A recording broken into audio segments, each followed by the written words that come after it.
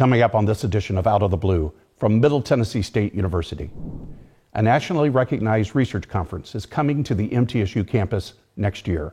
It will be an opportunity for students and faculty to showcase their research in front of scholars from around the world.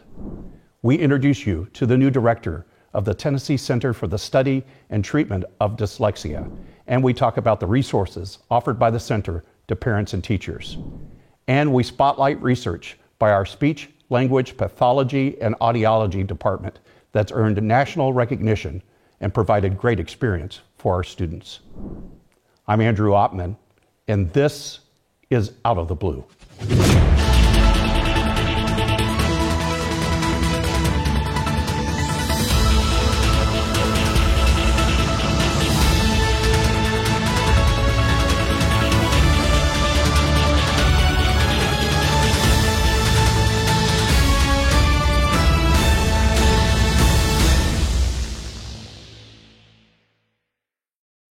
Welcome to Out of the Blue. I'm Andrew Oppmann. A nationally recognized research conference is coming to the MTSU campus next year, and with it will be an opportunity for our students and faculty to showcase their research in front of scholars from around the world. Drs. Sam Zaza and Tim Greer from our Jones College of Business joins us to talk about next summer's conference of the Association for Computing Machinery and how you can showcase your work at the event. Sam, Tim, welcome to the program. Thank you for having us. Your second time back on Out of the Blue. You're becoming a regular. I'm addicted to your show. Well, what are you going to do with all these coffee mugs? Okay, all right. We got to get down to this. So, Sam, you're here. You're talking about a great opportunity that's coming to our campus. It's going to showcase research and bring international scholars to the university for a great event in May. Why don't you talk a little bit about the Association for Computing Machinery, their conference coming to campus? So again, this is a great opportunity for our students. It is the ACM Sigma IS. ACM is the Association for Computing Machinery, and the Sigma IS is a special interest group. We're having their conference. We solicited their conference to come to have us on our campus at MTSU. And the research opportunity is that for students to submit any type of research around technology. So the core has to be technology, but as you know, all disciplines actually has a component of technology. So any research that is related to technology, they're welcome to submit their work. And one of the important dates, this year, we made the submission system open December 1st. That coincides with our finals week. So anyone who's working on like research paper in their course or something related, they can twist it to submit. They're more than welcome. That's great. So ACM, it's fair to say it's an honor for this university to host this conference.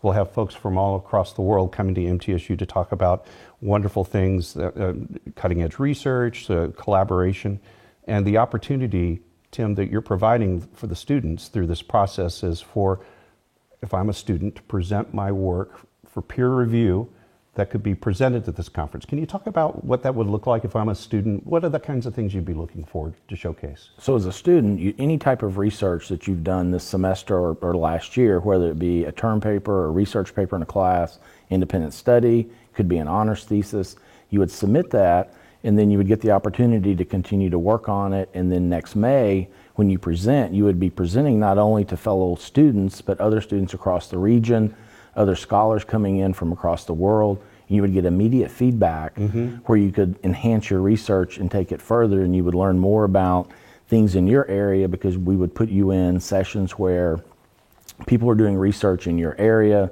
So comments from other pieces of research you could use on yours. But this would be a great first step for a student that wants to sort of test the waters of doing research, where it could be in a very friendly confines of on campus in the Business and Aerospace building. We'll have faculty there, we'll have students there, but there'll also be some world-renowned scholars coming in where you'll be able to showcase what you do. And so it'll be a great opportunity for our students to be able to showcase their research. That's awesome. So, well, I know both of you are excited about this, but Sam, it's hard for you to contain your enthusiasm about this. I can tell how happy and proud you are this is coming to MTSU.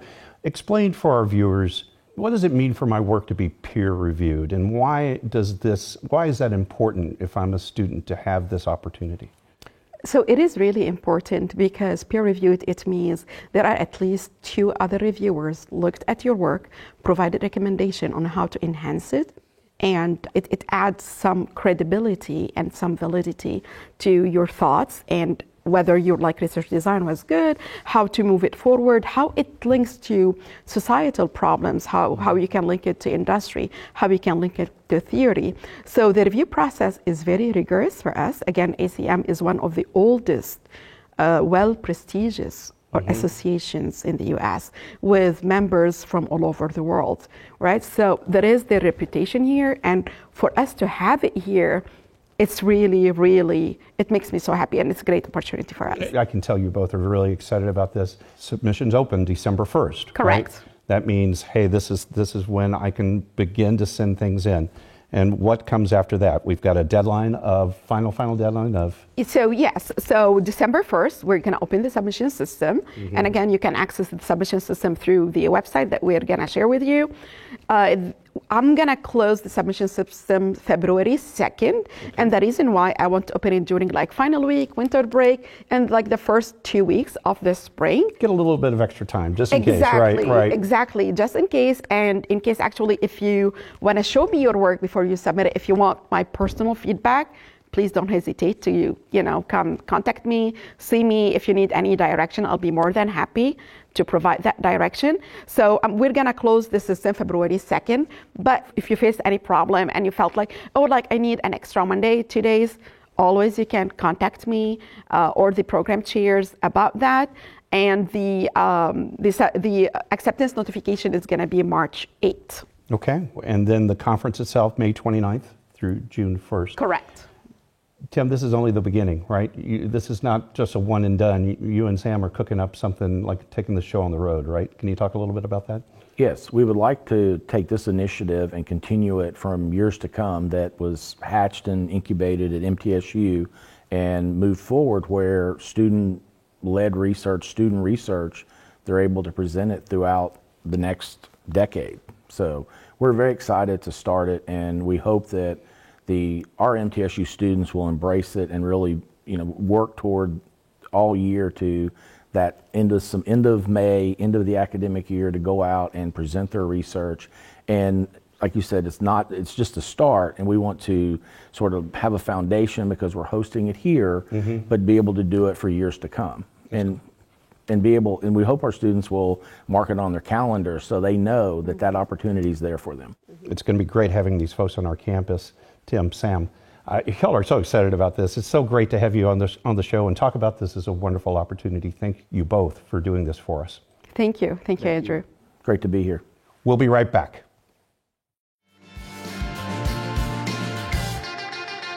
I am True Blue.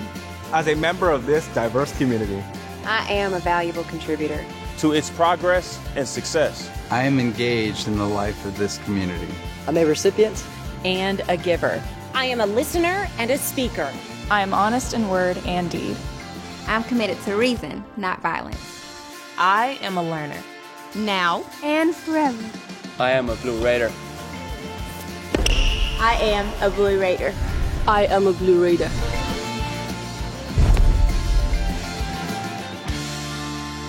True Blue. Do you want more from your college experience? At Middle Tennessee State University, that's exactly what you get. More majors, more opportunities, more guaranteed scholarships. Up to $32,000 over 4 years. MTSU, Tennessee's University of Opportunities. The Jennings A. Jones College of Business at Middle Tennessee State University is the #1 producer of business talent in the greater Nashville area. Our nationally ranked programs and state-of-the-art facilities offer a world-class education at an affordable price. The exclusive partnership of Jones College with Dale Carnegie Training Worldwide equips our graduates with the soft skills they need to succeed. Jones College of Business. It delivers an education for the real world. What I love about MTSU is that you already know if you are guaranteed to be admitted. The requirements aren't hidden, and you can know today if you are accepted and qualify for one of our guaranteed scholarships. There's no mystery. Plus, you can add all of your scholarships together. We have so much to offer, and it's all right here on campus. Apply on our website at mtsu.edu/apply now.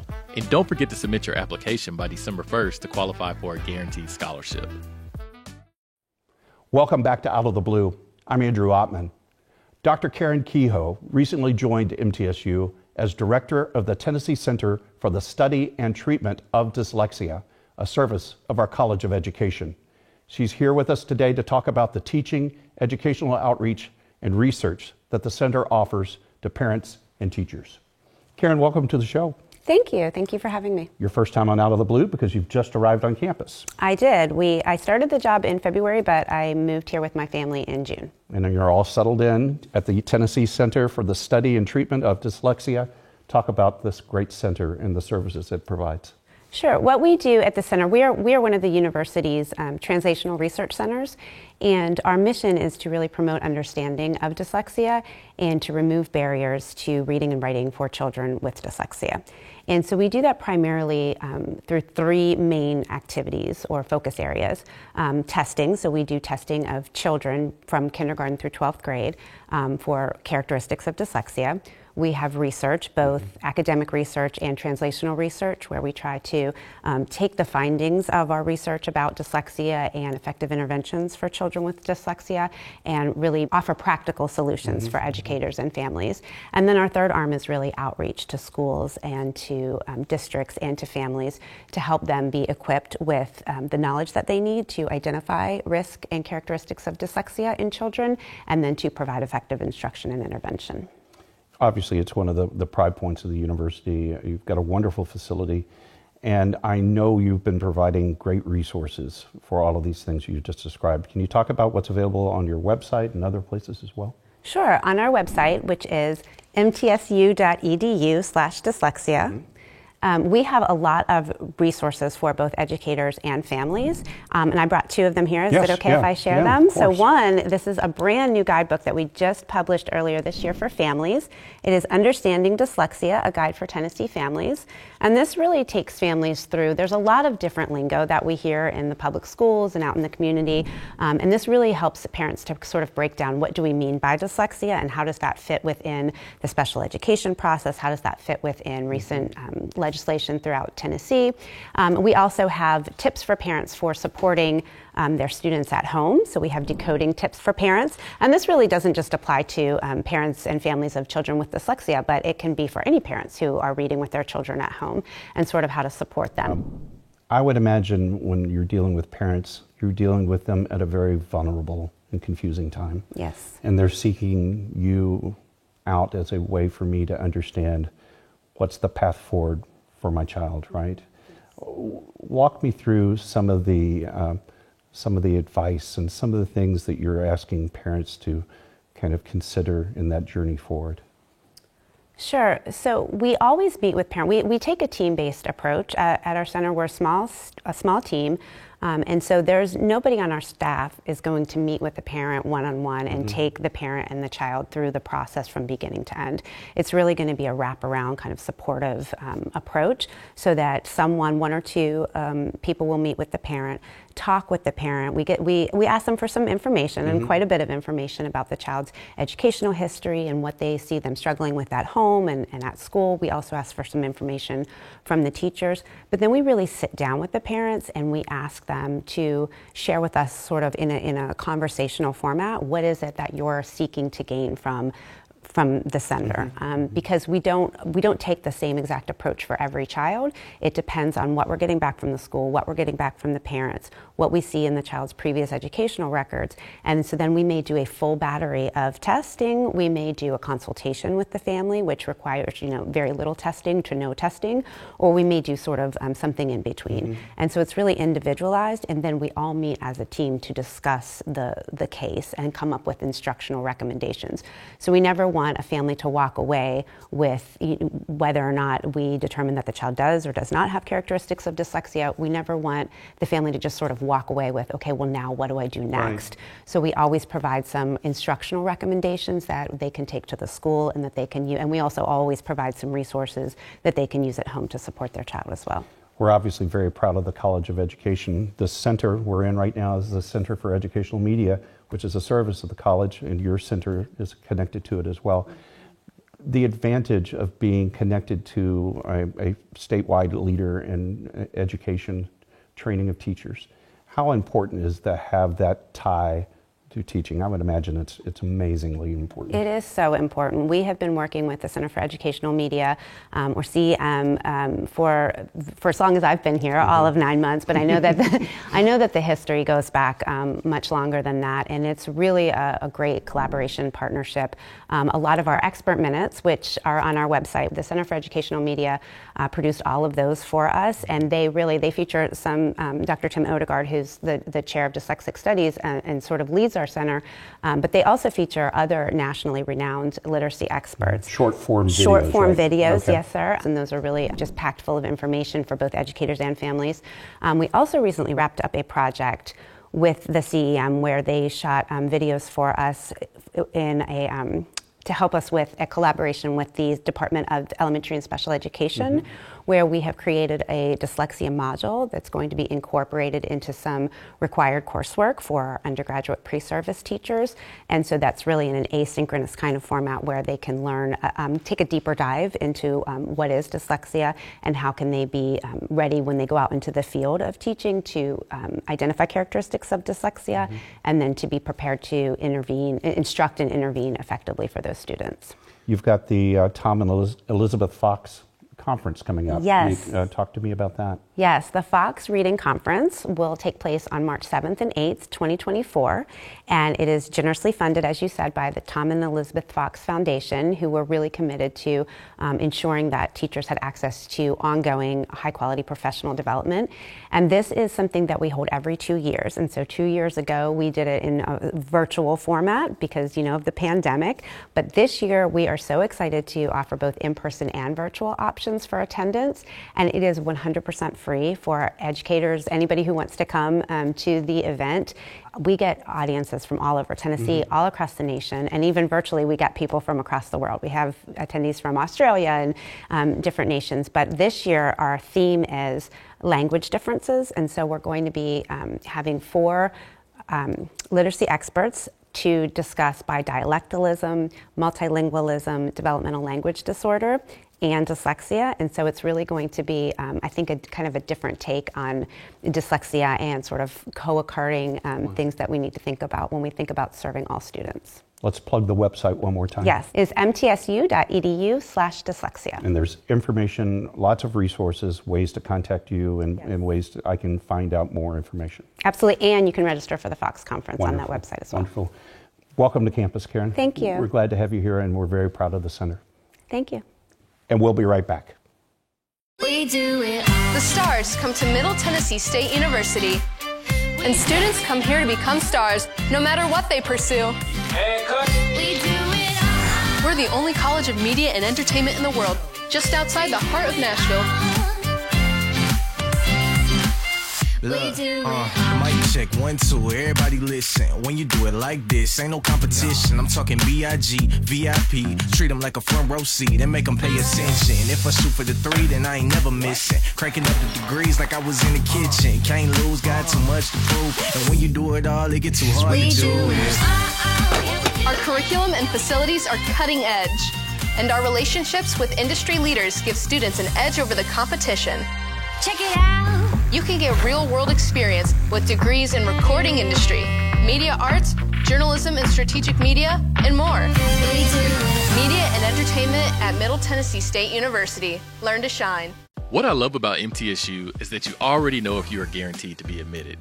The requirements aren't hidden, and you can know today if you are accepted and qualify for one of our guaranteed scholarships. There's no mystery. Plus, you can add all of your scholarships together. We have so much to offer, and it's all right here on campus. Apply on our website at mtsu.edu/apply now. And don't forget to submit your application by December 1st to qualify for a guaranteed scholarship.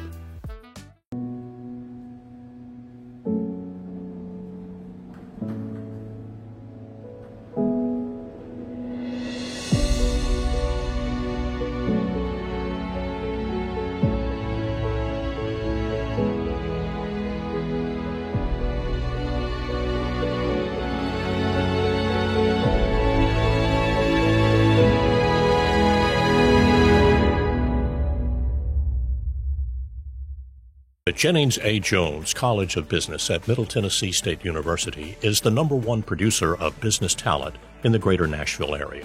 Our nationally ranked programs and state-of-the-art facilities offer a world-class education at an affordable price. The exclusive partnership of Jones College with Dale Carnegie Training Worldwide equips our graduates with the soft skills they need to succeed. Jones College of Business. It delivers an education for the real world. Welcome back to Out of the Blue. I'm Andrew Ottman. Research by our Speech, Language, Pathology, and Audiology Department in the College of Behavioral and Health Sciences recently earned national recognition and provided great experiences for our students. Dr. Catherine Blankenship and one of our graduating seniors, Victoria Trevino, joins us to talk about their study exploring vocabulary learning strategies in undergraduate students. Catherine, Victoria, welcome to the show. Thank you. We're really so proud of your program. Recently celebrated not too many years ago, 2017, right? A 50th anniversary. Describe to our audience what you do and the services you provide. All right, awesome. Yeah, we're the Speech Language Pathology and Audiology program, and we're an undergraduate only program, and one of the actually only undergraduate programs in the state of Tennessee. We prepare our students to be speech language pathologists or audiologists, and we're pre-professional, which means they have to go on for either a master's degree in speech language pathology or a clinical doctorate in audiology. So we have a full running clinic, the Hearing and Speech Clinic, that runs 4 days a week, and we have a full clinic, so they get clients and they get the exposure and experience of actually planning for a client, writing up the notes, interacting with the families and stuff like that. In addition, we also provide them with the opportunity to have some research experience within our program for the faculty that are conducting research. I travel a lot with our admissions teams. We go out of state, and one of the things I hear are folks asking about this program because it's very unique and the research opportunities it provides students. Talk about yourself. You're a senior and you're majoring in? Yes, I'm majoring in speech language pathology and audiology. Good, yes. Good. And what are some of the things you've been engaged in as a student as part of your education, but also as part of the research? Yeah, so I have been privileged to be involved obviously in our major. Our major is a very tight-knit community, and I love that. I have been a student ambassador, so a tutor for classmates below us to guide them through courses. We've gone out and done recruiting events to get more individuals into our major, and then research has been probably my favorite aspect of my major. I went into it just with an interest. I just told her, hey, I'm interested in this. I didn't know how to do it. I didn't even know if I could do it. And I've been privileged I came in as this study was being developed, and then I've ran the study, ran participants, given standardized tests, looked at the data, crunched numbers, and now we're in the process of hopefully publishing our study, which is super exciting. So it really has been a privilege to work in every level of the research. Okay, she's given us some hints about a study. Let's talk about this study, because I know, Catherine, you're very, very proud of it. Yes, it's a work that actually started with students quite a couple years ago who was interested in looking at vocabulary in adults. And so it was her senior thesis, and that study actually is published, and we were able to complete it and everything. And then I had another student that was, again, also interested. And so I was like, hey, I have this idea for a next kind of line of research in vocabulary, kind of exploring some of the factors that impact how we learn or what impacts us to be good at learning vocabulary.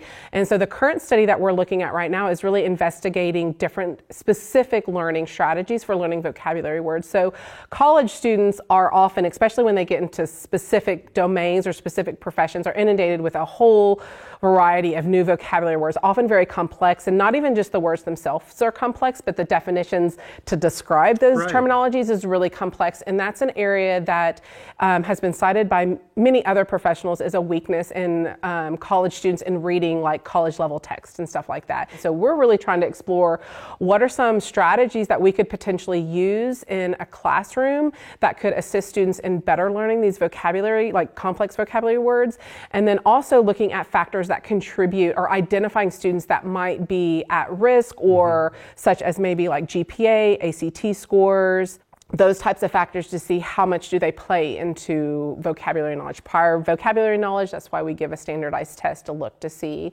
what plays. We know a lot about young children's vocabulary development, and there's not a ton of information looking specifically at adult. We know that a lot of times college students are not always as well prepared in digesting that complex text that we often find in textbooks. Right. How important has it been to be a part of the research through this program, and how has it helped prepare you for that next ambition? Oh, it's huge. Research, we were just talking this past week about this. Actually, research is what makes better care for others across every field, and that's why research is so important. It allows us to test new methods, to test new, intervention techniques. And if we don't study that, if there is not somebody who is interested and has a passion for those things, then we're not going to see that change that we need for the particular demographic of people. Whoever we're studying, whatever that we're trying to improve, research is how that happens. And so for me, it was inevitable. I knew I wanted to get into it as soon as I could.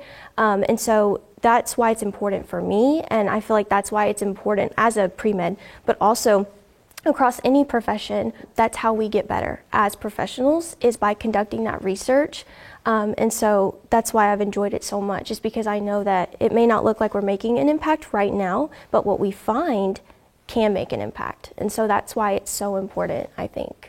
You're going to be sorry to lose her. She's a senior, right? Yeah, we are. So where can I go on the web to find out about all this great research we've been talking about? Yeah, so you can go to the mtsu.edu/Eureka, and you can see a list of all the mentors within the undergraduate research. And if you scroll down there, you should see me and be able to find my contact information. So wow, so the next Victoria can go to there and find you. They so this could. Is good. And before we go, you've received some recognition for the study, right? Can you talk about some of those things that have just come in recently? Yeah, so we've been very fortunate, like I said, to have some funding for this research as far as the undergraduate research creative activity.